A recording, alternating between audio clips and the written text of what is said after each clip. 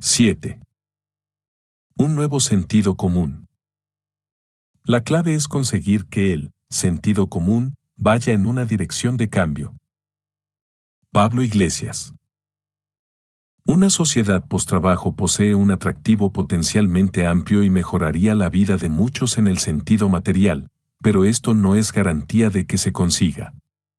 Las discusiones actuales en los medios sobre el ingreso básico y la automatización a menudo parecen dar por sentada la benevolencia de las élites, la neutralidad política de la tecnología y la inevitabilidad de una sociedad post-trabajo.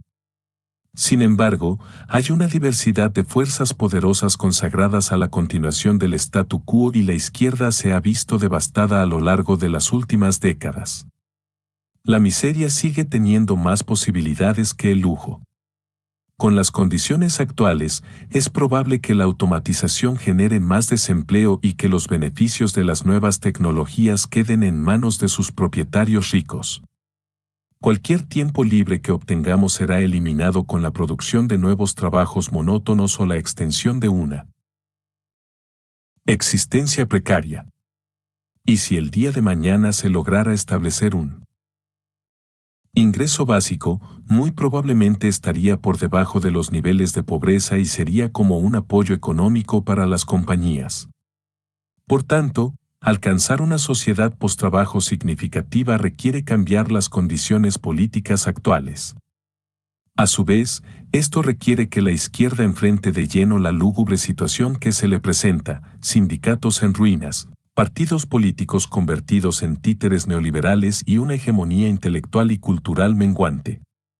La represión estatal y corporativa de la izquierda se ha intensificado de manera significativa en las últimas décadas, los cambios legales han dificultado su organización, la precariedad generalizada nos ha vuelto más inseguros y la militarización de la vigilancia policíaca se ha acelerado rápidamente.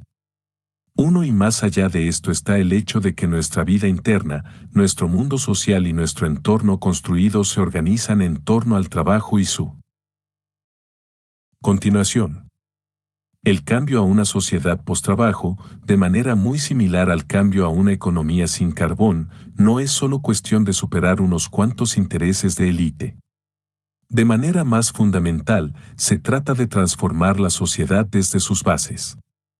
Un compromiso con la totalidad del poder y el capital resulta inevitable, no debemos hacernos ilusiones sobre las dificultades que tal proyecto supone. Si bien un cambio transformativo total no es inmediatamente posible, nuestros esfuerzos deben orientarse hacia la apertura de los espacios de posibilidad que sí existen y a fomentar que con el tiempo mejoren las condiciones políticas. Primero debemos establecer un espacio dentro del cual puedan articularse demandas más radicales de manera significativa y, para ello, debemos prepararnos para el largo plazo si queremos alterar sustancialmente el ámbito de la política. Esto no debería tomarnos por sorpresa. El capitalismo no surgió de golpe, sino que se fue filtrando hacia una posición de dominio a lo largo de los siglos. Había que poner en su lugar numerosos componentes: los trabajadores agrícolas sin tierra, la producción de mercancías generalizada, la propiedad privada, la sofisticación técnica, la centralización de la riqueza, una clase burguesa, una ética del trabajo, etc. Estas condiciones históricas son los componentes que permitieron a la lógica sistémica del capitalismo ir ganando terreno en el mundo. La lección es que, así como el capitalismo se basó en la acumulación de un conjunto particular de componentes, también lo hará el poscapitalismo. No surgirá de golpe, ni después de algún momento revolucionario. La labor de la izquierda debe ser determinar las condiciones para el poscapitalismo y luchar por construirlos en una escala en continua expansión. Este capítulo, por ende, parte de la premisa de que la izquierda contemporánea se halla en una situación desesperada y que cualquier proyecto transformador costará tiempo. Limitamos nuestro análisis en gran medida a las democracias capitalistas occidentales, con sus aparatos de poder político y económico peculiares. En su mayoría, dejaremos fuera las enormes regiones, y enormemente importantes, del resto del mundo. 3. Sin embargo, cabe reiterar que los problemas de la automatización y las poblaciones excedentes son de naturaleza global y las bases para el postrabajo están floreciendo en todo el mundo, como lo demuestran algunos experimentos recientes con el ingreso básico en la India y Namibia, el incremento de la automatización industrial en las regiones más pobladas del mundo y el surgimiento espontáneo de movimientos en contra del trabajo en numerosos países. Aunque estas dinámicas son globales, cualquier proyecto político que busque transformar esta situación deberá responder necesariamente a condiciones particulares en el terreno. Si bien algunos principios centrales podrán traducirse entre contextos, su ejecución tendrá que variar de acuerdo con las distintas circunstancias. Con estas puntualizaciones en mente, ¿cómo puede construirse un mejor futuro? La estrategia leninista clásica de construir un poder dual con un partido revolucionario y derrocar al Estado es obsoleta. 4. Los defensores del modelo de la revolución bolchevique parecen más útiles como recreadores históricos que como guías para la política contemporánea. De igual forma, la historia reciente de las revoluciones, desde la revolución iraní hasta la primavera árabe, solo ha conducido a una combinación de autoritarismo teocrático, dictadura militar y guerra civil. El enfoque reformista electoral también es un fracaso. La idea de votar en un nuevo mundo se transformó en un alegre consenso de élite durante la posguerra y se instaló dentro de la ideología neoliberal en décadas recientes. En el mejor de los casos, este tipo de reformismo está condenado a mejorar el capitalismo y a actuar como una suerte de sistema homeostático mediado políticamente. Y, como lo ha demostrado el último ciclo de luchas, la estrategia de la política folk de priorizar varias formas de inmediatez no ha logrado transformar la sociedad. Los esfuerzos fragmentados, las luchas defensivas, las retiradas y los destellos prefigurativos de actividad han sido en gran medida incapaces de contener la marea y más incapaces aún de ganarle terreno al capitalismo global. De igual forma, sigue sin ser suficiente el hecho de afirmar que el progreso se irá resolviendo sobre la marcha o que las masas crearán un mundo mejor de manera espontánea. 5. Si bien no cabe duda de que en cualquier lucha existen elementos de suerte e imprevisibilidad, la dificultad de construir un nuevo mundo exige un pensamiento estratégico previo. Nuestros esfuerzos deben organizarse de manera estratégica siguiendo ciertas líneas generales, en lugar de dispersarse en una serie de logros parciales e inconexos. Como afirma la modernidad, el progreso hacia un mejor futuro vendrá como resultado de una reflexión deliberada y una acción consciente. Dadas las limitaciones de estos enfoques, aquí sostenemos que la mejor manera de ir hacia adelante es una estrategia contrahegemónica. Se trata de una estrategia que pueda adaptarse desde posiciones de debilidad, escalar de lo local a lo global y que reconozca el control que el capitalismo tiene sobre todos los aspectos de nuestra vida, desde nuestros deseos más íntimos hasta los flujos financieros más abstractos. Una estrategia contrahegemónica conlleva un proyecto para derrocar el sentido común neoliberal dominante y rejuvenecer la imaginación colectiva. Fundamentalmente, se trata de un intento por instaurar un nuevo sentido común, que se organice en torno a la crisis del trabajo y sus efectos sobre el proletariado. En este sentido, conlleva un trabajo preparatorio para momentos en que estalle la lucha a gran escala, transformando nuestra imaginación social y reconfigurando nuestro sentir sobre lo que es posible. Reúne apoyo y desarrolla un lenguaje común para un nuevo mundo, buscando alterar el equilibrio del poder como preparación para el momento en que una crisis altere la legitimidad de la sociedad. A diferencia de las formas de la política folk, esta estrategia es expansiva, a largo plazo, no le teme a la abstracción ni a la complejidad y busca derrocar el universalismo capitalista. 6. En este capítulo examinaremos 3 posibles sedes de lucha contra los medios intelectuales, culturales y tecnológicos de la hegemonía neoliberal. La siguiente sección examinará la hegemonía en un sentido teórico, mientras que el resto del capítulo explorará ejemplos de cómo podría ponerse en práctica un proyecto contrahegemónico, mediante narrativas utópicas, una economía pluralista y la reorientación de las tecnologías. Construir el consenso. En sus orígenes, la idea de hegemonía surgió como una forma de explicar por qué la gente no se estaba rebelando contra el capitalismo. 7. De acuerdo con la narrativa marxista tradicional, los trabajadores tenían que volverse cada vez más conscientes de la naturaleza explotadora del capitalismo y, con el tiempo, se organizarían para trascenderla. Solía creerse que el capitalismo estaba produciendo un mundo cada vez más polarizado entre los capitalistas y la clase trabajadora, en un proceso que apuntalaba una estrategia política en la que la clase trabajadora organizada tomaría el control sobre el Estado con medios revolucionarios. Sin embargo, para los años 20 estaba claro que esto no iba a suceder en las sociedades democráticas de Europa Occidental. ¿Cómo lograron el capitalismo y los intereses de las clases gobernantes afianzarse en las sociedades democráticas casi sin utilizar la fuerza bruta?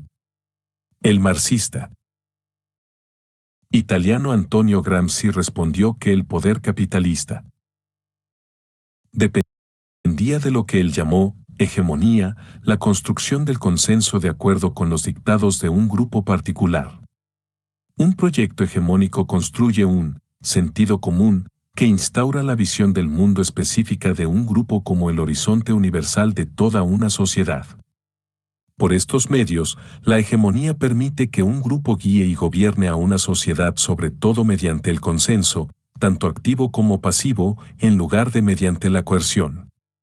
8. Este consenso puede lograrse de varias maneras, mediante la formación de alianzas políticas explícitas con otros grupos sociales, la difusión de valores culturales que apoyan una forma particular de organizar la sociedad, por ejemplo, la ética del trabajo inculcada por los medios y la educación, la convergencia de intereses entre clases. Por ejemplo, a los trabajadores les va mejor cuando una economía capitalista está creciendo, aun cuando esto conlleve desigualdad y devastación medioambiental, y mediante la construcción de tecnologías infraestructuras que contengan el conflicto social de manera silenciosa, por ejemplo, ampliando las calles para evitar que se erijan barricadas durante las insurrecciones.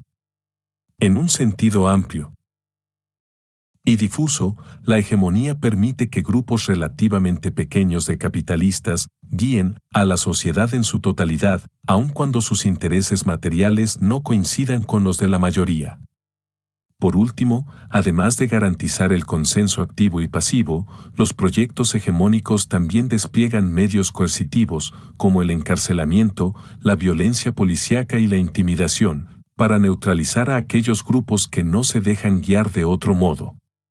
9. Vistas en su conjunto, estas medidas permiten que grupos pequeños influyan en la dirección general de una sociedad, en ocasiones mediante el éxito y el despliegue del poder estatal, pero también fuera de los confines del Estado.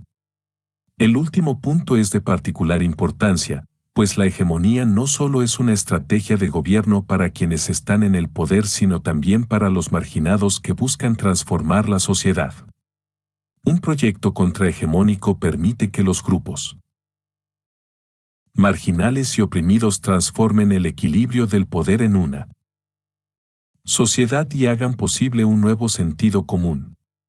Renunciar a la hegemonía implica, por tanto, abandonar la idea básica de ganar y ejercer el poder y consiste en perder la fe en el importante terreno de la lucha política. 10. Si bien hay quienes desde la izquierda apoyan esta postura de manera explícita, 11. En la medida en que los movimientos horizontalistas han sido exitosos, han tendido a operar como una fuerza contrahegemónica. El principal éxito de Acjepai, transformar el discurso público en torno a la desigualdad, es un excelente ejemplo de ello. Un proyecto contrahegemónico buscará, por ende, derrocar un conjunto existente de alianzas, sentido común y dominación por consenso para instaurar una nueva hegemonía. 12. Tal proyecto buscará construir las condiciones sociales desde las cuales pueda surgir un nuevo mundo postrabajo y requerirá de un enfoque expansivo que vaya más allá de las medidas temporales y locales de la política folk. Necesita de la movilización en distintos grupos sociales. 13. Lo cual implica entrelazar una diversidad de intereses individuales en un deseo común por una sociedad postrabajo. La hegemonía neoliberal en Estados Unidos, por ejemplo, surgió de la unión de intereses de los liberales económicos y los conservadores sociales. Esta es una alianza problemática, en ocasiones incluso contradictoria, pero encuentra intereses comunes en el amplio marco neoliberal porque enfatiza las libertades individuales. 14. Además, los proyectos contrahegemónicos operan en distintos ámbitos, desde el Estado hasta la sociedad civil y la infraestructura material. Esto significa que necesitan toda una serie de acciones, como buscar la difusión de la influencia mediática, intentar obtener el poder estatal, controlar sectores clave de la economía y diseñar infraestructuras importantes. Este proyecto requiere trabajo empírico y experimental para identificar las partes de estos distintos campos que están operando para fortalecer la dirección general actual de la sociedad. La sociedad Mont Pelerin es un buen ejemplo de ello. Con una profunda conciencia de las formas en que el keynesianismo constituía el sentido común económico de su época, la SMP emprendió la labor a largo plazo de desmontar los elementos que lo sustentaban. Fue un proyecto que tardó décadas en rendir frutos, tiempo durante el cual la SMP tuvo que emprender acciones contrahegemónicas para instaurarlo.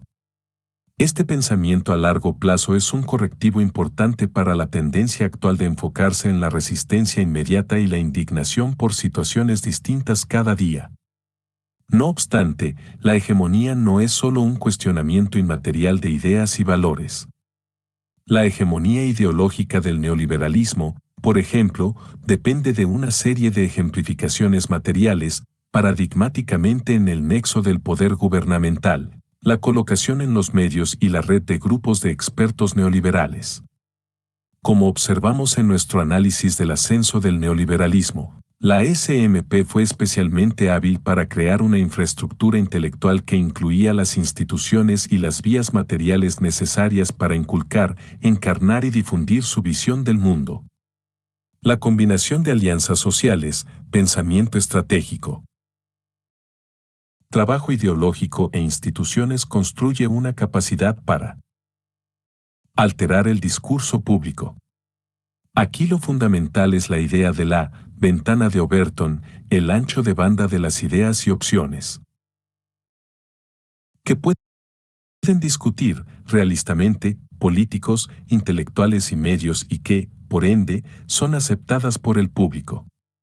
15. La ventana general de opciones realistas surge de un complejo nexo de causas, quien controla los nodos clave en la prensa y los medios emisores, el impacto relativo de la cultura popular, el equilibrio relativo de poder entre la mano de obra organizada y los capitalistas, quien tiene el poder político ejecutivo, etc.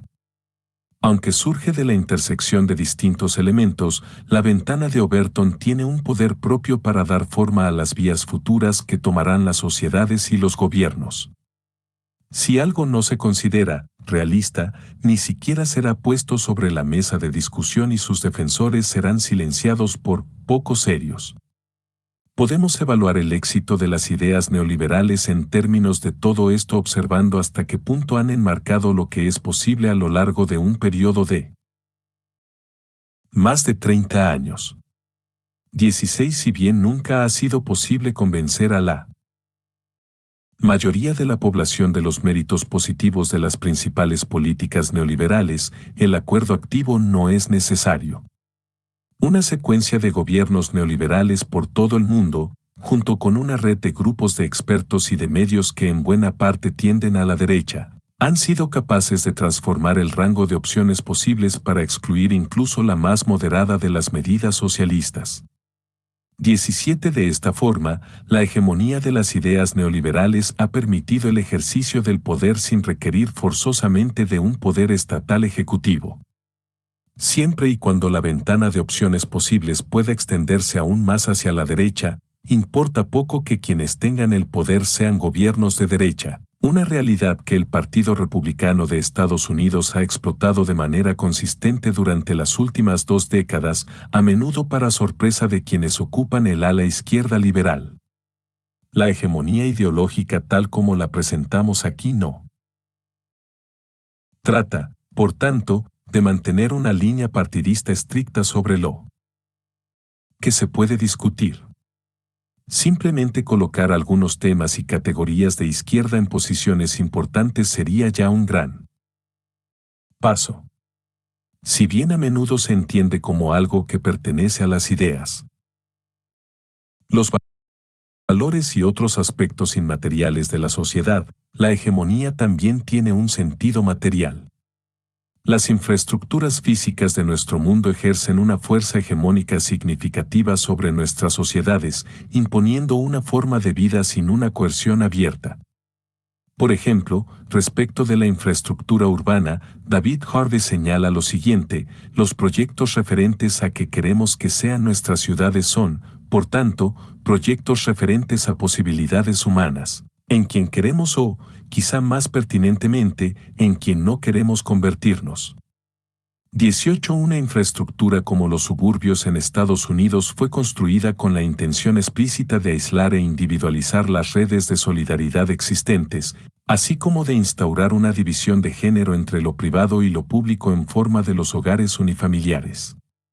19. Las infraestructuras económicas también sirven para modificar y esculpir los comportamientos humanos.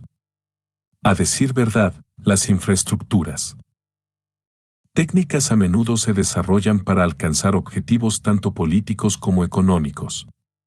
Por ejemplo, si pensamos en las cadenas de suministro just-in-time, son económicamente eficientes en el capitalismo, pero también excepcionalmente efectivas para romper el poder de los sindicatos. En otras palabras, la hegemonía, o dominio mediante la construcción de consenso, es una fuerza tanto material como social. Es algo que está engastado en la mente humana, en organizaciones sociales y políticas, en las tecnologías individuales y en el entorno construido que constituye nuestro mundo. 20. Y, mientras las fuerzas sociales de la hegemonía requieren de un mantenimiento continuo, sus aspectos materializados ejercen una fuerza de impulso que dura mucho más allá de su creación inicial. 21. Una vez establecidas, las infraestructuras son difíciles de desplazar o alterar, a pesar de las condiciones políticas cambiantes. En este momento enfrentamos ese problema, por ejemplo, con la infraestructura construida en torno a los combustibles fósiles. Nuestras economías se organizan en torno a la producción, la distribución y el consumo de carbón, petróleo y gas, lo cual dificulta enormemente descarbonizar la economía. La otra cara del problema, empero, es que una vez que la infraestructura poscapitalista esté instalada, será igual de difícil deshacerse de ella, a pesar de las fuerzas reaccionarias. Así pues, la tecnología y la infraestructura tecnológica plantean tanto obstáculos importantes para superar el modo capitalista de producción como un potencial significativo para garantizar la longevidad de un modo alternativo, de ahí que incluso la existencia de un movimiento populista masivo contra las formas actuales de capitalismo resulte insuficiente. Sin un nuevo acercamiento a aspectos como las tecnologías de producción y distribución, todos los movimientos sociales se verán obligados a regresar a las prácticas capitalistas. Por ello, la izquierda debe desarrollar una hegemonía sociotécnica, tanto en la esfera de las ideas y la ideología como en la esfera de las infraestructuras materiales. El objetivo de tal estrategia, en un sentido muy amplio, es trasladar la actual hegemonía técnica, económica, social, política y productiva hacia un nuevo punto de equilibrio más allá de la imposición del trabajo remunerado. Esto necesitará de una praxis experimental y de largo plazo en múltiples frentes. Por tanto, un proyecto hegemónico implica y responde a la sociedad en tanto un orden complejo y emergente, resultado de diversas prácticas que interactúan. 22. Algunas combinaciones de prácticas sociales conducirán a la inestabilidad, pero otras tenderán hacia resultados más estables, si no es que literalmente estáticos. En este contexto, la política hegemónica es el trabajo invertido en conservar o navegar hacia un nuevo punto de relativa estabilidad en una variedad de subsistemas sociales, desde la política del Estado en el ámbito nacional hasta el ámbito económico, desde la lucha de ideas e ideologías hasta los distintos regímenes de la tecnología. El orden que surge como resultado de las interacciones de estos distintos ámbitos es la hegemonía, que funciona para restringir cierto tipo de acciones y permitir otras. En lo que resta de este capítulo, examinaremos 3 posibles canales mediante los cuales podría emprenderse esta lucha: pluralizar la economía, crear narrativas utópicas y reorientar la tecnología. Estos canales no agotan los posibles puntos de ataque, pero sí identifican zonas potencialmente productivas para enfocar los recursos. Recordar el futuro. Hoy en día, uno de los aspectos más generalizados y sutiles de la hegemonía son las limitaciones que ésta impone a nuestra imaginación colectiva. El mantra, no hay alternativa, sigue pareciendo verdadero, aun cuando cada vez más personas luchan contra él. Esto marca un cambio importante respecto del largo siglo XX, cuando florecieron los imaginarios utópicos y los planes espectaculares para el futuro. Las imágenes de los vuelos espaciales, por ejemplo, codificaban constantemente el deseo de la humanidad por controlar su destino.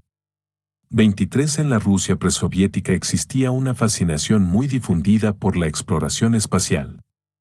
Aunque la aviación seguía siendo una novedad, los sueños de volar en el espacio prometían la liberación total de los indicadores del pasado, injusticia social, imperfección, gravedad y, en última instancia, la Tierra. 24. Las inclinaciones utópicas de aquel entonces le otorgaban sentido a un mundo en rápida transformación, le daban credibilidad a la idea de que la humanidad podía guiar la historia en una dirección racional y cultivaba las expectativas sobre una sociedad del futuro.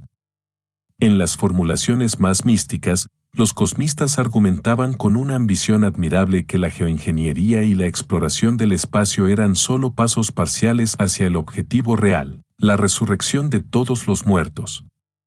25. Mientras tanto, algunos enfoques más seculares esbozaban planes detallados para establecer economías totalmente automatizadas, una democracia económica de masas, el fin de la sociedad de clases y el florecimiento de la humanidad. 26. Tales eran los grados de entusiasmo y la creencia en la inminencia de los viajes espaciales que en 1924 casi estalla un disturbio cuando circularon rumores sobre un posible viaje en cohete a la Luna. 27. La cultura popular estaba saturada de estas imágenes y de historias en las que las revoluciones tecnológica y social se entrelazaban. Sin embargo, no se trataba simplemente de fantasías extraterrestres, pues tenían efectos concretos en las formas de vida de la gente. En el periodo posrevolucionario, esta cultura de la ambición fomentó una serie de experimentos sociales con nuevas formas de vida comunitarias, asuntos domésticos y formaciones políticas. 28. Estos experimentos le dieron credibilidad a la idea de que todo era asequible en un tiempo de rápida modernización, lo cual brindó apoyo a los bolcheviques y al pueblo. Si bien las ambiciones utópicas se vieron relegadas a la clandestinidad durante la época estalinista, resurgieron en los años 50 con el aumento de la confianza económica recién descubierta y los recursos para restituir algunos de los sueños anteriores. 29. Los momentos más grandes del experimento soviético, el lanzamiento del Sputnik y el dominio económico que pareció estar a punto de alcanzar en los años 50, fueron, en última instancia, inseparables de una cultura popular imbuida de deseos utópicos. 30. Un periodo similar de ambición utópica también dominó los primeros años de Estados Unidos. alimentados por la muy difundida creencia de que el nuevo capitalismo industrial era temporal y que no tardaría en surgir un mundo mejor, los trabajadores lucharon de manera combativa por este nuevo mundo. En un clima mucho más hostil que el nuestro, la mano de obra fue capaz de crear una gama de organizaciones fuertes y de ejercer una presión significativa. 31 Los éxitos de ese entonces fueron inseparables de una cultura utópica más amplia. Por el contrario, el mundo actual sigue firmemente confinado a los parámetros del realismo capitalista. 32 El futuro ha sido extinguido. Somos más propensos a pensar que el colapso ecológico es inminente, la creciente militarización inevitable y la creciente desigualdad imparable. La ciencia ficción contemporánea está dominada por una actitud distópica, más resuelta a registrar el declive del mundo que las posibilidades de algo mejor. 33 Las utopías, cuando se proponen, deben justificarse rigurosamente en términos instrumentales, en lugar de que se les permita existir más allá de cualquier cálculo. Mientras tanto, en los pasillos de la academia, el impulso utópico ha sido castigado por ingenuo y fútil. Intimidada. Por décadas de fracaso, la izquierda se ha apartado de manera consistente de sus otrora grandes ambiciones. Por mencionar un ejemplo, mientras que en los años 70 existieron un feminismo radical y manifiestos queer que llamaban a una sociedad fundamentalmente nueva, para los años 90 estos se vieron reducidos a una política identitaria más moderada, y para la primera década del siglo XXI las discusiones se vieron dominadas por demandas aún más tibias para obtener el reconocimiento del matrimonio entre personas del mismo sexo y para que las mujeres tuvieran las mismas oportunidades que los hombres para alcanzar el puesto de director ejecutivo. 34 Hoy en día, el espacio de la esperanza radical ha sido ocupado por una madurez supuestamente escéptica y una razón cínica muy difundida. 35 Y los objetivos de la izquierda ambiciosa, que en algún momento buscaron la transformación total de la sociedad, han quedado reducidos a un jugueteo menor en los márgenes de la sociedad. Creemos que una izquierda ambiciosa es esencial para plantear un programa post-trabajo y que, para conseguirlo, debemos recordar y reconstruir el futuro. 36 Las utopías son la encarnación de las hipersticiones del progreso. Exigen que el futuro se lleve a cabo. Conforman un objeto del deseo imposible pero necesario y nos brindan un lenguaje de esperanza y aspiración para un mundo mejor.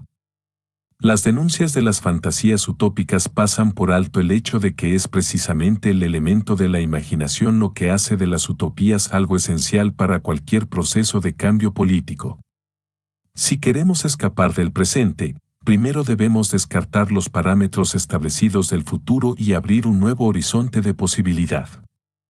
Sin la creencia en un futuro distinto, el pensamiento político radical quedará excluido desde el principio. 37 En realidad, las ideas utópicas han sido fundamentales para todos los momentos importantes de liberación, desde el liberalismo temprano hasta los socialismos de toda índole, el feminismo y el nacionalismo anticolonial. Tanto el cosmismo como el afrofuturismo, los sueños de inmortalidad y la exploración espacial, señalan un impulso universal hacia el pensamiento utópico. Incluso la revolución neoliberal cultivó el deseo de una utopía liberal. Alternativa frente al consenso keynesiano dominante. Sin embargo, las utopías contrapuestas de izquierda se han quedado con muy pocos recursos desde el colapso de la Unión Soviética. Por ello sostenemos que la izquierda debe liberar el impulso utópico de sus cadenas neoliberales para expandir el espacio de lo posible, movilizar una perspectiva crítica sobre el momento presente y cultivar nuevos deseos. En primer lugar, el pensamiento utópico analiza rigurosamente la coyuntura actual y proyecta sus tendencias hacia el futuro. 38 Mientras los enfoques científicos intentan reducir las discusiones en torno al futuro para ajustarlo a un marco probabilístico, el pensamiento utópico reconoce que el futuro está radicalmente abierto. Lo que puede parecer imposible hoy en día podría volverse muy posible. Las mejores utopías incluyen en sí mismas tensiones y dinamismo y no presentan una imagen estática de una sociedad perfeccionada. Si bien no pueden reducirse a preocupaciones instrumentales, las utopías también fomentan la concepción de ideas que podrían implementarse cuando las condiciones cambien.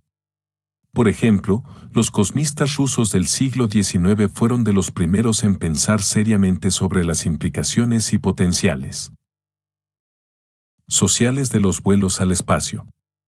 Si bien en un principio se los consideró soñadores poco efectivos, terminaron ejerciendo una importante influencia sobre la ciencia de la ingeniería espacial. 39. De igual forma, las primeras obras de ciencia ficción sobre la exploración espacial y las utopías cosmistas llegaron a influir en las políticas estatales sobre ciencia y tecnología tras la Revolución Rusa. 40. Antes de todo esto, la creación de alternativas hace posible reconocer la posibilidad de otro mundo. 41. A medida que la alternativa global fallida, pero relevante, planteada por la Unión Soviética va desapareciendo de la memoria viva, esas imágenes de un mundo distinto cobran cada vez más importancia, ampliando la ventana de Overton y experimentando con ideas sobre lo que podría lograrse con condiciones distintas. Al elaborar una imagen del futuro, el pensamiento utópico también genera una perspectiva desde la cual el presente se abre a la crítica.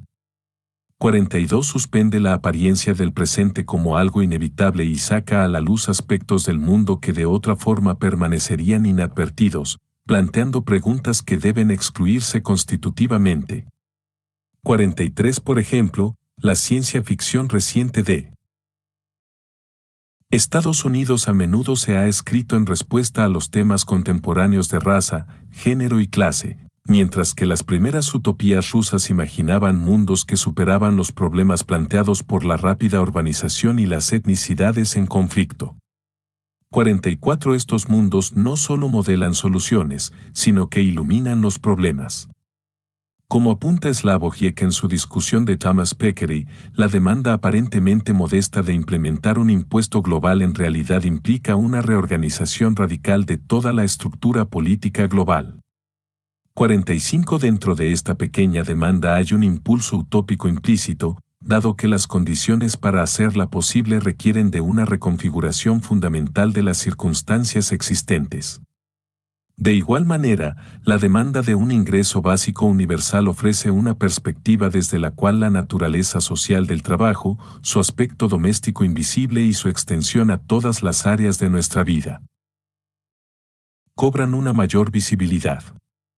Las formas en que organizamos nuestra vida laboral, familia y social adoptan una apariencia fresca cuando se miran desde la perspectiva de un mundo post-trabajo. ¿Por qué dedicamos una tercera parte de nuestra vida a alguien más? ¿Por qué insistimos en que el trabajo doméstico, llevado a cabo sobre todo por mujeres, no se pague? ¿Por qué nuestras ciudades están organizadas en torno a desplazamientos laborales largos y deprimentes desde los suburbios? La demanda utópica del futuro nos pide, por tanto, cuestionar todo lo que damos por hecho en nuestro mundo. En este sentido, las utopías pueden ser tanto una negación del presente como una afirmación de un futuro posible. 46. Por último, al afirmar el futuro, la utopía funciona como un modulador afectivo, manipula y modifica nuestros deseos y sentimientos, tanto conscientes como preconscientes. En todas sus variantes, la utopía tiene que ver, en última instancia, con la educación del deseo. 47. Nos brinda un marco y nos dice cómo que desear, al tiempo que libera estos elementos libidinales de las ataduras de lo razonable. Las utopías nos brindan un objetivo, algo más allá de la obsoleta repetición de lo mismo que ofrece el presente eterno del capitalismo. Al abrir el presente y ofrecer una imagen de un futuro mejor, el espacio entre el presente y el futuro se convierte en el espacio de la esperanza y el deseo de algo más. 48. Al generar y canalizar estos afectos, el pensamiento utópico puede convertirse en incentivo para la acción, en catalizador para el cambio, perturba los hábitos y echa abajo la aceptación del orden existente. 49. El pensamiento del futuro, extendido mediante los mecanismos de comunicación. 50. Genera afectos colectivos de esperanza, necesarios para cualquier proyecto político, que alientan a la gente a actuar por un mejor futuro. 51. Si bien el pensamiento utópico rechaza la melancolía y el miserabilismo trascendental que caracteriza algunas partes de la izquierda contemporánea, también evoca su propio afecto negativo.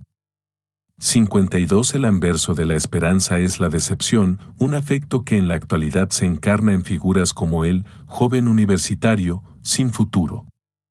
53. Si bien el enojo ha sido el afecto dominante tradicional de la izquierda militante, la decepción evoca una relación más productiva, no solo una transformación voluntaria del statu quo, sino también un deseo de lo que podría ser. La decepción refleja un anhelo por un futuro perdido. Si la izquierda ha de contrarrestar el sentido común del neoliberalismo, no hay dinero suficiente, todos deben trabajar, el gobierno es ineficaz, el pensamiento utópico será fundamental. Debemos pensar en grande. El hábitat natural de la izquierda siempre ha sido el futuro y este terreno debe ser reclamado. En nuestra época neoliberal, el impulso hacia un mundo mejor se ha ido reduciendo por las presiones y demandas de la vida cotidiana. En esta represión, lo que se ha perdido es esa ambición de producir un mundo que exceda, en lo existencial, en lo estético y en lo político, los confines miserables de la cultura burguesa. 54. Sin embargo, como característica aparentemente universal e irreprimible de las culturas humanas, el pensamiento utópico puede surgir con fuerza incluso bajo las condiciones de mayor represión. 55. Las inclinaciones utópicas se desarrollan en todo el espectro humano de los sentimientos y afectos, encarnado en la cultura popular, la alta cultura, la moda, la planificación urbana e incluso la ensoñación cotidiana. 56. El deseo popular de exploración espacial, por ejemplo, apunta a una curiosidad y una ambición que yacen más allá del motivo económico. 57. La tendencia similar del afrofuturismo no solo ofrece una imagen muy estilizada de un mejor futuro, sino que también la vincula con una crítica radical de las estructuras de opresión existentes y una rememoración de las luchas pasadas. El imaginario postrabajo también tiene varios precedentes históricos en la escritura utópica, los cuales apuntan hacia una lucha constante por avanzar más allá de las limitantes del trabajo remunerado. Los movimientos culturales y la producción estética deben desempeñar papeles esenciales para resucitar el deseo de la utopía y las visiones inspiradoras de un mundo distinto. Una exploración del neoliberalismo.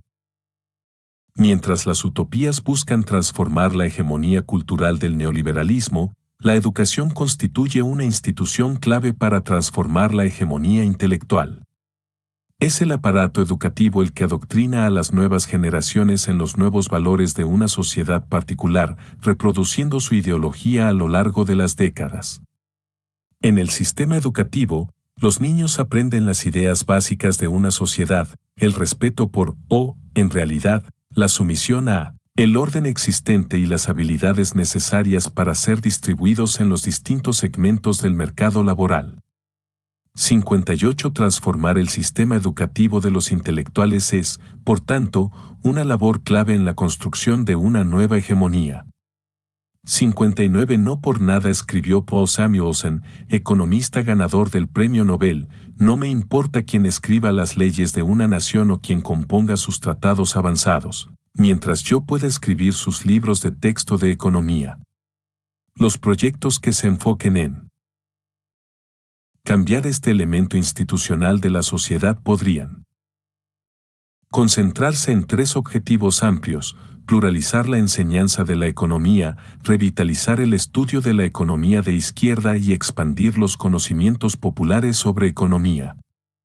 A menudo se olvida, de manera tan profunda estamos inmersos en el neoliberalismo, que la economía solía ser una disciplina relativamente pluralista.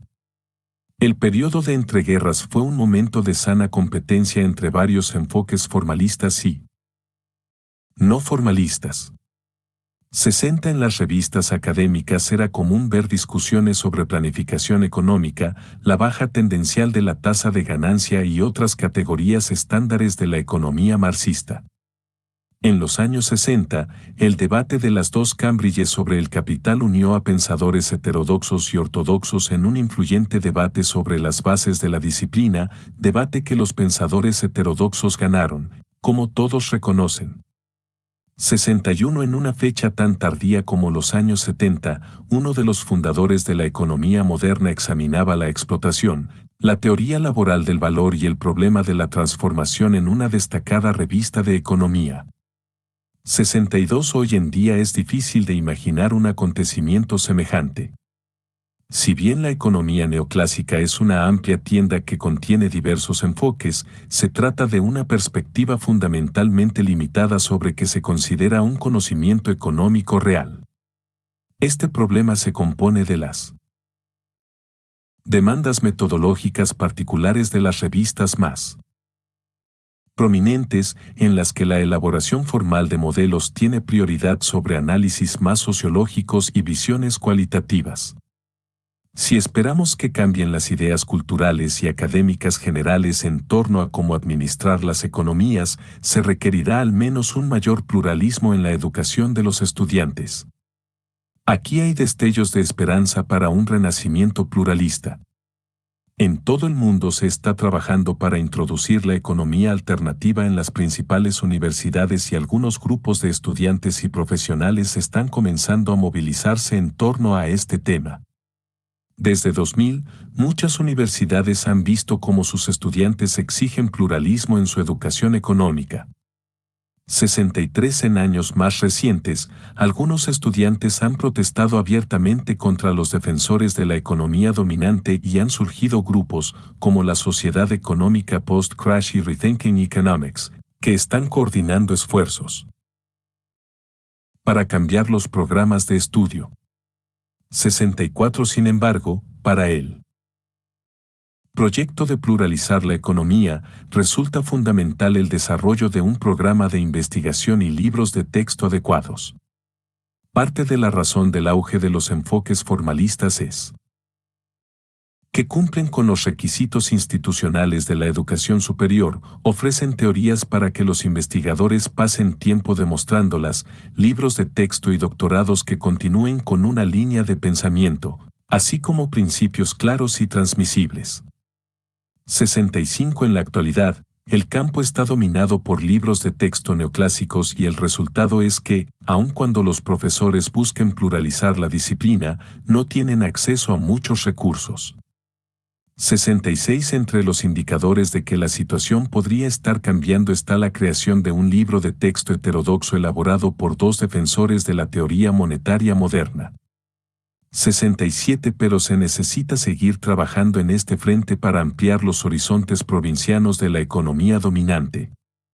Para apoyar este proceso debería haber un movimiento para rejuvenecer la economía de izquierda. La ausencia de análisis económicos de la izquierda pudo verse tras la crisis de 2008, cuando la respuesta crítica más prominente fue un sustituto temporal del keynesianismo. Buena parte de la izquierda carecía de un programa económico significativo y deseable, pues se había concentrado ante todo en criticar al capitalismo en lugar de elaborar alternativas. Se trata de una crisis de imaginación utópica, aunque también de límites cognitivos. Se debe reflexionar a fondo sobre una serie de fenómenos contemporáneos emergentes, como, por ejemplo, las causas y los efectos del estancamiento secular, las transformaciones evocadas por el cambio a una economía informacional posescasez, los cambios originados por la introducción de la automatización total y un ingreso básico universal, los posibles acercamientos a la colectivización de la manufactura y los servicios automatizados, los potenciales progresivos de los enfoques alternativos a la distensión cuantitativa, las formas más efectivas de descarbonizar los medios de producción, las consecuencias de los dark pools para la inestabilidad financiera, etc. De igual forma, deberían reactivarse las investigaciones sobre cómo podría ser el poscapitalismo en la práctica. Más allá de algunos clásicos pasados de moda, se ha investigado muy poco para reflexionar con profundidad sobre un sistema económico alternativo y menos aún tras la aparición de tecnologías emergentes como la manufactura aditiva, los vehículos que se manejan solos y la robótica suave. 68 ¿Qué papel, por ejemplo, podrían desempeñar las criptodivisas no estatales? ¿Cómo se mide el valor si no es mediante el trabajo abstracto o concreto? ¿Cómo puede darse cuenta de las preocupaciones ecológicas en un marco económico poscapitalista?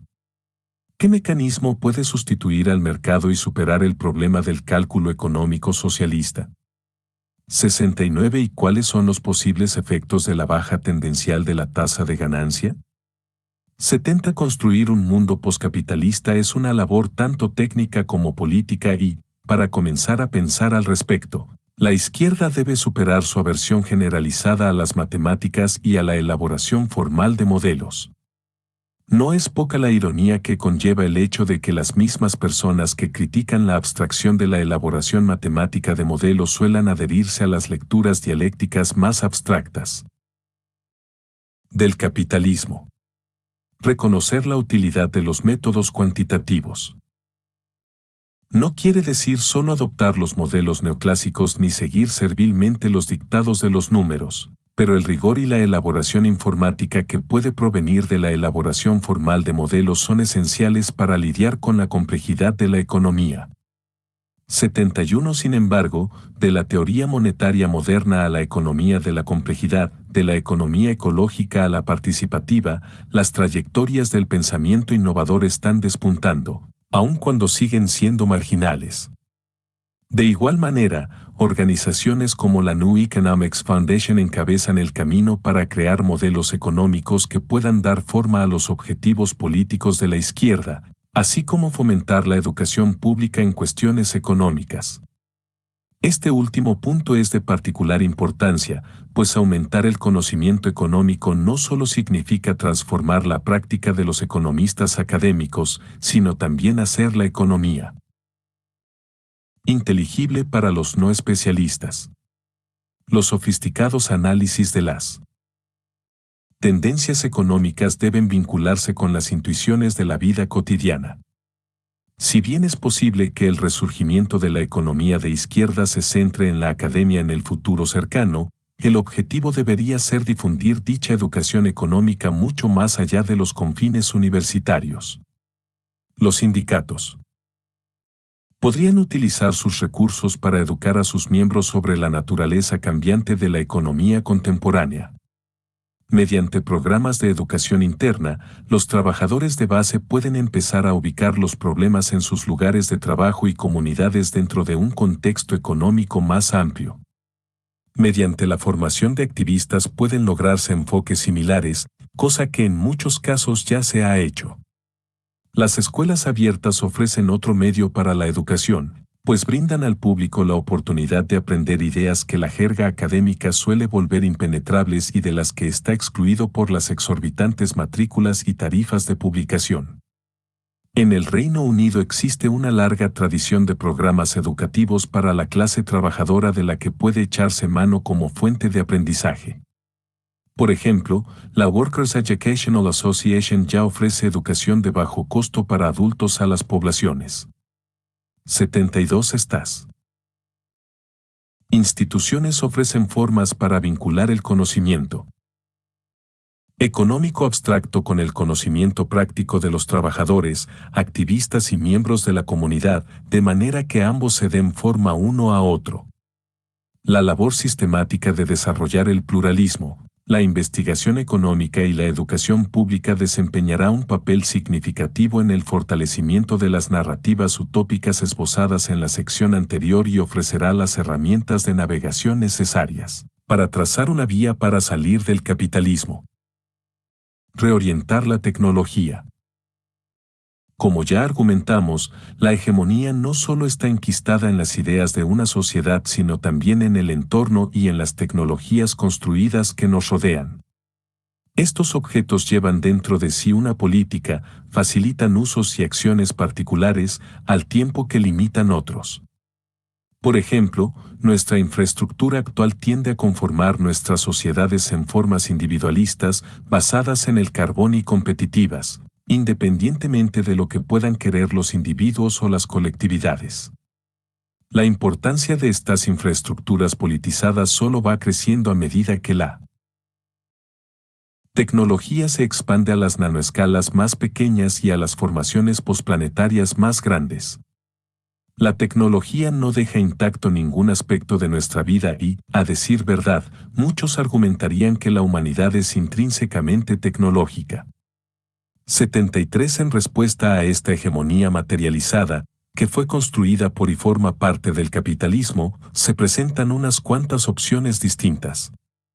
Una primera postura sostiene que lo único que podemos hacer para liberarnos es destruir este entorno construido. 74. Si bien este argumento alcanza su cenit en el primitivismo y su exigencia de terminar con la civilización, la izquierda actual está permeada por inclinaciones similares. Dada la devastación que este proyecto conllevaría y la ineptitud teórica que subyace a estas demandas, consideramos esta postura poco más que una curiosidad académica. En cambio, una segunda postura sostiene que la tecnología es la base de un orden poscapitalista, pero que cualquier énfasis significativo en el cambio tecnológico debe esperar hasta después de concluido el proyecto político del poscapitalismo. 75. Sin duda, esto simplificaría nuestra labor, pero, dado el entrelazamiento generalizado de la tecnología con la política y dados los potenciales latentes en la tecnología actual, creemos que la opción más prudente es examinar la forma de redirigir el desarrollo y reorientar de inmediato la tecnología existente. De ahí que un tercer enfoque se concentre en la invención y enfatice el hecho de que la elección de qué tecnologías desarrollar y cómo diseñarlas es, en primera instancia, una cuestión política. 76. La dirección del desarrollo tecnológico está determinada no solo por consideraciones técnicas y económicas, sino también por intenciones políticas. Más que solo tomar los medios de producción, este enfoque afirma la necesidad de inventar unos nuevos. Un enfoque final se concentra en cómo la tecnología existente contiene potenciales ocultos que forcejean con nuestro horizonte actual y en cómo podrían reorientarse. 77. Bajo el capitalismo, el potencial de la tecnología queda severamente restringido, reducido a un mero vehículo para generar ganancias y controlar a los trabajadores. Sin embargo, aparte de estos usos, existen otros potenciales. 78. Nuestra labor es revelar esos potenciales ocultos y vincularlos con procesos escalables de cambio. Se trata, en última instancia, de una intervención utópica en la medida en que la reorientación aspira a encender la imaginación colectiva en torno a qué puede hacerse con los recursos disponibles. 79. Tenemos, por tanto, dos estrategias efectivas para abordar la cuestión de la hegemonía tecnológica. El primer enfoque se concentra en la invención y la adopción de nuevas tecnologías y destaca que podemos crear herramientas de cambio. En este sentido, hay quienes han demandado un mayor control democrático sobre el diseño y la implementación de las infraestructuras y tecnologías. 80. En el lugar de trabajo, esto implica luchar por sobre qué tecnologías se incluyen y cómo se usan. Dado que rara vez, si no es que nunca, se introducen todas las tecnologías de golpe, existe un largo periodo para aprovechar el poder y obtener control sobre cómo se desarrollan e implementan las tecnologías. El rechazo a las medidas de vigilancia es uno de los objetivos más obvios, aunque la lucha en el lugar de trabajo también conlleva resistirse a las tecnologías que solo intensifican, aceleran y empeoran las condiciones de trabajo. 81. En el ámbito estatal, hay un argumento igual de fuerte a favor del control democrático del desarrollo tecnológico, dado que las innovaciones más importantes provienen de la financiación del sector público y no del privado. El Estado encabeza las revoluciones tecnológicas importantes, desde Internet hasta la tecnología verde, la nanotecnología, el algoritmo básico del buscador de Google y todos los componentes principales del iPhone y el iPad de Apple. 82. El microprocesador, la pantalla táctil, el GPS, las baterías, el disco duro y CD son solo algunos de los componentes derivados de la inversión gubernamental. 83. El hecho es que los mercados capitalistas tienden a las visiones a corto plazo y a las inversiones de bajo riesgo. Los gobiernos proporcionan los recursos a largo plazo que permiten el desarrollo y el florecimiento de los principales cambios innovadores, y el capital de riesgo contemporáneo tiende cada vez más hacia la generación de ganancias a corto plazo. 84. Los gobiernos invierten en proyectos de alto riesgo con probabilidades de fracaso, pero que, por la misma razón, pueden conducir a cambios importantes. Dado el papel del gobierno en el desarrollo tecnológico y en la innovación de productos de consumo, el financiamiento público debería estar bajo control democrático. Ello implicaría que los gobiernos intervinieran no solo en el índice de desarrollo tecnológico, sino, algo más importante, en su dirección. 85. De particular importancia son los llamados proyectos orientados a una misión. 86. Estos no tienen como objetivo la diferenciación de los productos ni la mejora marginal de bienes existentes, sino que se ocupan de proyectos de invención a gran escala como los viajes espaciales e Internet. Esto es el desarrollo revolucionario, dirigido a crear vías tecnológicas completamente nuevas y abiertas a la posibilidad de que en el proceso surjan innovaciones inesperadas. Bajo un control democrático, este tipo de desarrollo podría responder a los mayores problemas sociales del momento y fomentar el pensamiento a gran escala utilizando, por ejemplo, bancos de inversión estatal para moldear el valor social de los proyectos mediante las decisiones de financiación. 87. Un gobierno que piense hacia adelante podría apoyar proyectos orientados a una misión como la descarbonización de la economía, la completa automatización del trabajo, la ampliación de las energías renovables de bajo costo. 88. La exploración de la biología sintética, el desarrollo de medicinas de bajo costo, el apoyo a la exploración espacial y la construcción de inteligencia artificial. El reto es desarrollar mecanismos institucionales que permitan el control popular sobre la dirección de la creación tecnológica. El control público sobre la forma en que el gobierno gasta sus fondos en el desarrollo también estaba en el centro de una serie de luchas laborales en los años 70. En experimentos que llevan ya mucho tiempo en el olvido, algunos trabajadores en el Reino Unido y Japón, y más adelante en Brasil, la India y Argentina, buscaron canalizar el desarrollo tecnológico hacia la producción de bienes socialmente útiles. 89. Estos bienes respondían a necesidades sociales y se producían de tal forma que se minimizaba el gasto, eran ecológicamente sustentables y respetaban a los trabajadores y sus capacidades.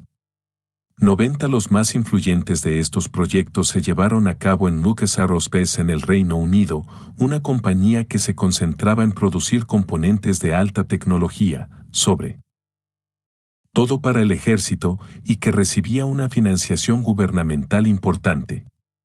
91. Ante el creciente desempleo estructural y los despidos inminentes, los trabajadores de Lucas Aerospace se unieron para desarrollar una propuesta alternativa sobre cómo administrar la compañía y conservar sus empleos. Su argumento básico fue que, dado que la corporación estaba recibiendo fondos públicos, la sociedad debía opinar sobre, y beneficiarse de, la forma en que estos recursos debían utilizarse. Este argumento conllevaba quitar recursos al armamento militar y canalizarlos hacia productos útiles. Para desarrollar la propuesta de producir bienes socialmente útiles, los trabajadores compilaron una lista de las capacidades y el equipo que tenían a su disposición, adoptaron la perspectiva de planificadores, Buscaron sugerencias de productos entre los trabajadores y sus comunidades y decidieron de manera colectiva cómo podían reorientarse esas tecnologías y capacidades para fines distintos. 92 En lugar de equipo militar de alta tecnología, las capacidades existentes se readaptarían para diseñar y producir tecnologías médicas, energía renovable, mejoras en la seguridad y tecnología de calefacción para las viviendas. 93 El plan final constaba de más de 1.200 páginas e incluía propuestas detalladas para 150 productos.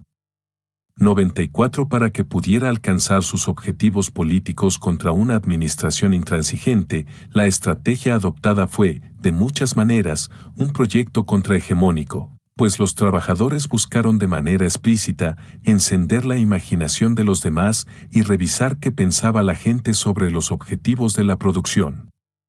95 Ante todo, el Plan Lucas rechazaba seguir siendo un espacio temporal de política prefiguradora y, en su lugar, buscó movilizar los recursos de sindicatos y gobiernos en un esfuerzo por crear un nuevo orden hegemónico.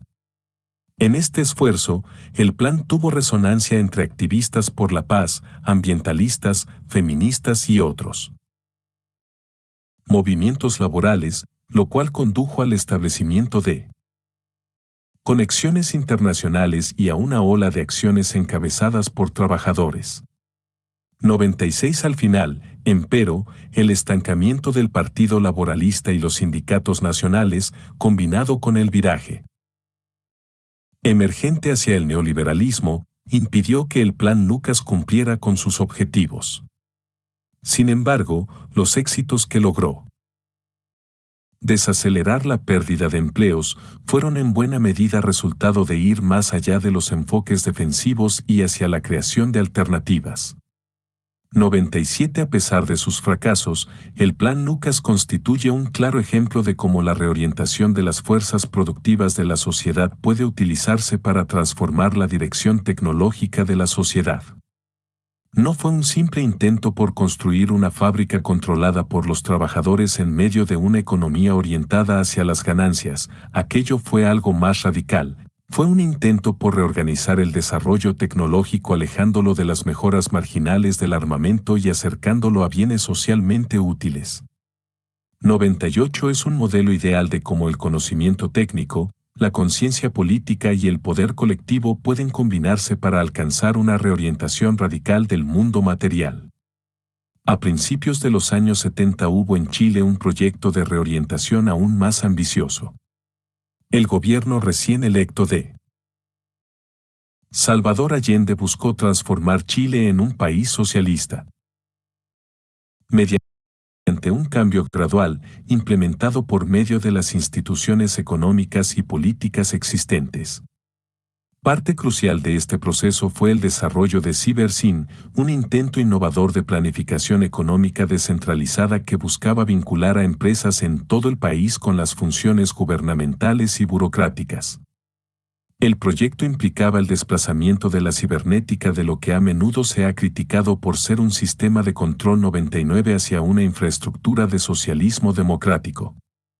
El sistema CiberSyn no se concibió para un gobierno central omnipotente y externo sino como un modulador parcial e interno de los continuos flujos económicos.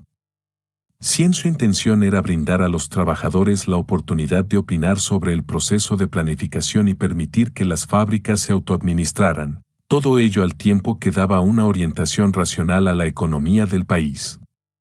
Para cumplir con estos objetivos, CiberSyn debía incluir un protointernet que vinculara a las fábricas, un simulador económico para probar las políticas, un analizador estadístico para predecir los problemas y una sala de operaciones tomado directamente de la ciencia ficción.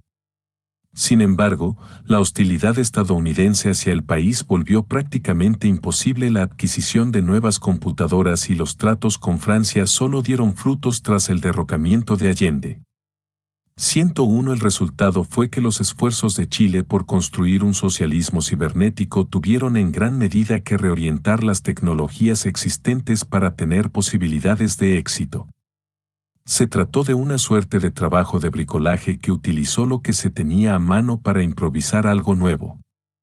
Por aquel entonces, Chile únicamente tenía 4 computadoras centrales, de las cuales Cybersyn solo podía contar con 102 y 50 computadoras en todo el país, de modo que el protointernet se vio reducido al mínimo y se basó en las máquinas de Telex, más numerosas.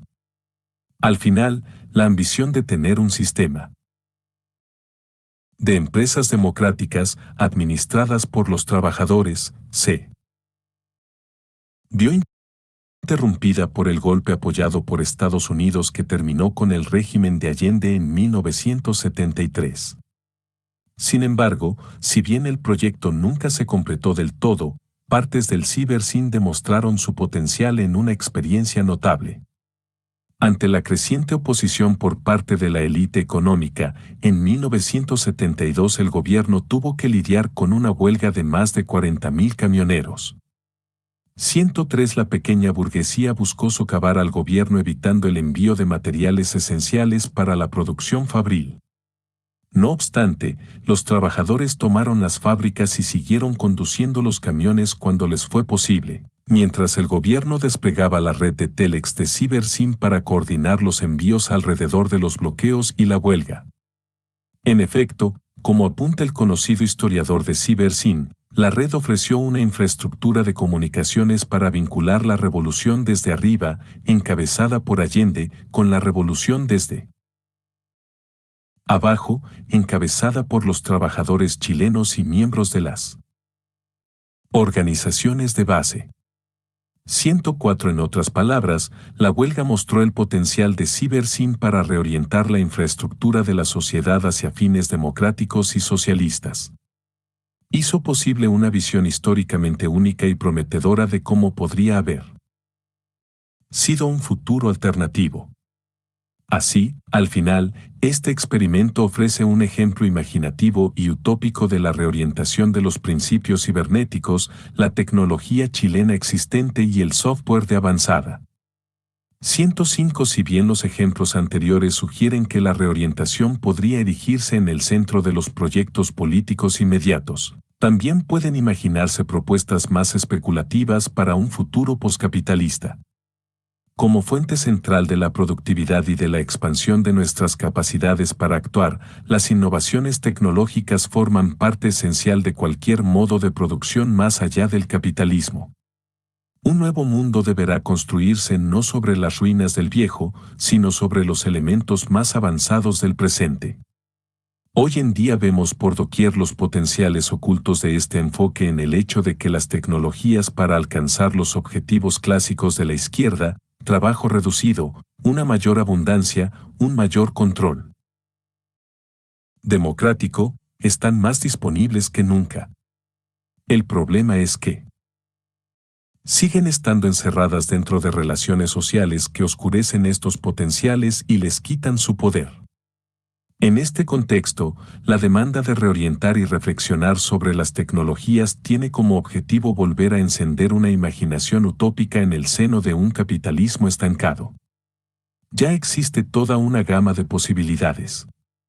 El capítulo anterior examinó las tecnologías de automatización en tanto bisagra clave entre capitalismo y poscapitalismo, pero la reorientación se extiende mucho más allá de la automatización de las fuerzas productivas. Existen argumentos similares que se han movilizado en torno a las redes logísticas, a la reorientación de las ciudades por razones ecológicas y a desplegar la tecnología informática más reciente para fines poscapitalistas. 106 Señalar este tipo de tecnologías puede ayudarnos a concentrar la energía en las luchas políticas sobre su uso y su desarrollo. La logística ofrece un ejemplo de particular importancia en la medida en que explota las diferencias salariales al tiempo que permite la producción global y se halla en la punta de la automatización. Sin negar la importancia de la logística para el proyecto de explotar la mano de obra barata en todo el mundo, es posible identificar su utilidad para el poscapitalismo de varias maneras. 107 En otras palabras, sus usos van mucho más allá de los capitalistas. En primer lugar, cualquier economía poscapitalista requerirá de flexibilidad tanto en la producción, por ejemplo, en la manufactura aditiva, como en la distribución, por ejemplo, en la logística del just-in-time. A diferencia de los grandes e inflexibles esfuerzos de planificación de la era soviética, esto permite que una economía sea sensible a los cambios en el consumo individual. Sin estas tecnologías, el poscapitalismo se arriesgaría a repetir todos los problemas económicos que surgieron en el primer experimento comunista. 108. En segundo lugar, la logística global hace posible el uso de una amplia gama de ventajas comparativas, no solo las diferencias salariales. Por mencionar un ejemplo, algunas investigaciones han concluido que resulta menos dañoso para el medio ambiente que ciertos bienes agrícolas se produzcan en Nueva Zelanda y se envíen al Reino Unido, que se produzcan y consuman. En el Reino Unido. 109. Aun cuando deban viajar por medio mundo, siguen teniendo una huella de carbono más pequeña, por la sencilla razón de que reproducir el clima apropiado en el Reino Unido implicaría un consumo intenso de energía. Estas ventajas ambientales comparativas solo existen cuando hay una red de logística eficiente y global. Por último, la logística se halla a la vanguardia de la automatización laboral y, por ende, constituye un excelente ejemplo de cómo podría ser un mundo poscapitalista, máquinas zumbando y haciendo el trabajo difícil que de otra forma se verían obligados a hacer los seres humanos. Cabe recordar que antes de la revolución logística, el transporte de mercancías era una labor físicamente demoledora para el cuerpo de los trabajadores. La automatización de esta labor es algo que debe aplaudirse, no refrenarse por razones provincianas. Por todo ello, la logística representa una importante tecnología de transición entre el capitalismo y el poscapitalismo. Empero, la reorientación tiene límites importantes. Los soviéticos, por ejemplo, pensaban que podían simplemente tomar las tecnologías y técnicas capitalistas y utilizarlas para fines comunistas. 110. Pero dichas tecnologías estaban sesgadas hacia la máxima eficiencia y un control administrativo riguroso. 111. Dada su adopción indiscriminada de la maquinaria capitalista y sus técnicas de administración, no resulta sorprendente que el sistema tendiera hacia los modos de operar del capitalismo.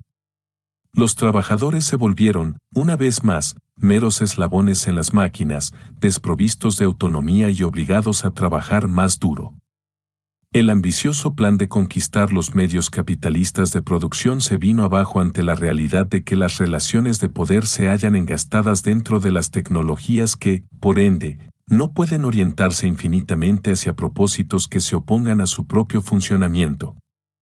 112. Las tecnologías de control numérico, por ejemplo, se han utilizado para establecer el ritmo de la producción, obligando a los trabajadores a seguir el paso a las máquinas y volviendo el poder de la administración más indirecto e invisible. 113. De esta forma, las máquinas pueden ocultar las relaciones de poder, haciéndolas parecer simples procesos mecánicos. Sin embargo, a pesar de estas limitaciones, la reorientación sigue siendo posible porque a menudo existe una importante reserva de potenciales sin explotar que yacen latentes dentro de las tecnologías. Lo que es difícil de entender es, en palabras de un historiador, que la tecnología no es buena ni es mala y tampoco es neutral. 114. Cualquier tecnología es política, pero flexible, pues siempre cede los propósitos para los cuales fue ideada. 115. Más bien, el diseño, el significado y el impacto de una tecnología están en constante cambio, se modifican a medida que los usuarios la transforman y su entorno cambia. 116. Parafraseando a Spinoza, podemos decir que no sabemos lo que un cuerpo sociotécnico puede hacer. ¿Quién de nosotros reconoce por completo los potenciales inexplorados que esperan ser descubiertos en las tecnologías que ya se han desarrollado? ¿Qué tipos de comunidades poscapitalistas podrían construirse con el material de que ya disponemos? Nuestra apuesta es que los verdaderos potenciales transformadores de buena parte de nuestra investigación científica y tecnológica aún están por explorarse. ¿Cómo, entonces, podemos distinguir entre tecnologías atadas por sus limitaciones y tecnologías cuyas propiedades ofrecen posibilidades para un futuro poscapitalista? No existe una forma a priori de determinar los potenciales de una tecnología, pero aún así podemos establecer parámetros generales para evaluarlos y aplicar dichos parámetros en la reflexión de los aspectos específicos de las tecnologías individuales. 117. En términos de criterios, un enfoque consiste en determinar qué funciones constituyen aspectos necesarios y /diagonal o exhaustivos de una tecnología. Por ejemplo, si el único papel de una tecnología es explotar a los trabajadores o si dicho papel es absolutamente necesario para su utilización, no puede ocupar un lugar en un futuro poscapitalista. El taylorismo, basado por fuerza en el control y la explotación intensificada de los trabajadores, sería rechazado sobre estos criterios. El armamento nuclear, que requiere la capacidad de producir destrucción masiva, tampoco tendría lugar en un mundo poscapitalista. 118. No obstante, en su mayoría, las tecnologías serán más ambiguas. Si bien la tecnología diseñada para reducir la mano de obra especializada permite el dominio de una clase directiva, también abre espacios para compartir y reducir el trabajo. Si bien la tecnología que reduce los costos de producción reduce el porcentaje de empleados, también reduce la necesidad de que las personas trabajen. Si bien una tecnología que centraliza la toma de decisiones sobre la infraestructura facilita el control privado, también ofrece un punto nodal para la toma de decisiones colectiva.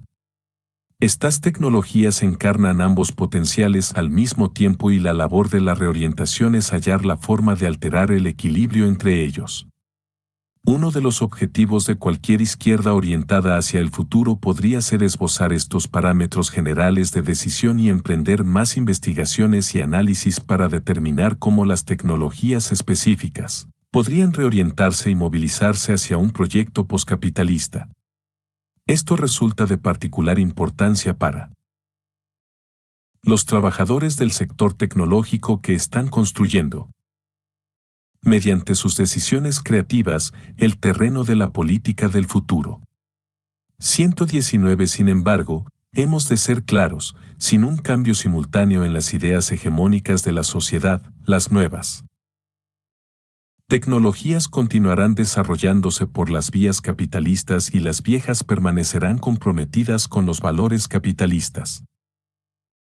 De ahí que esta estrategia hegemónica sea necesaria para cualquier proyecto que busque transformar la sociedad y la economía.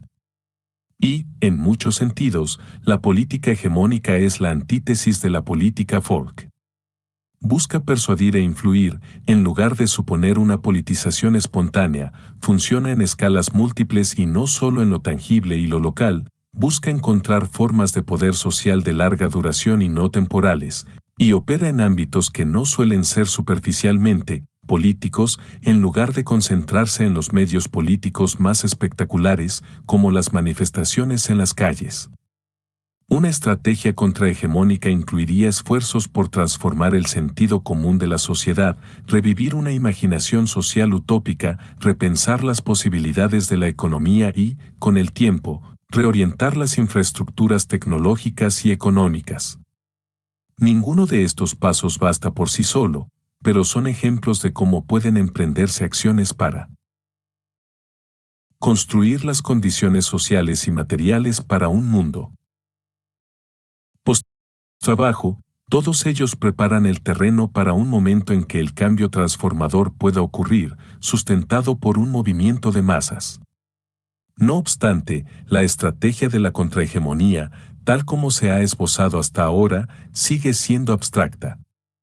Lo que se necesita es una idea de cómo exactamente una estrategia contrahegemónica podría cobrar fuerza en el mundo real. La hegemonía debe crearse y el poder, construirse. A continuación, veremos cómo puede crearse ese poder y quién puede construirlo.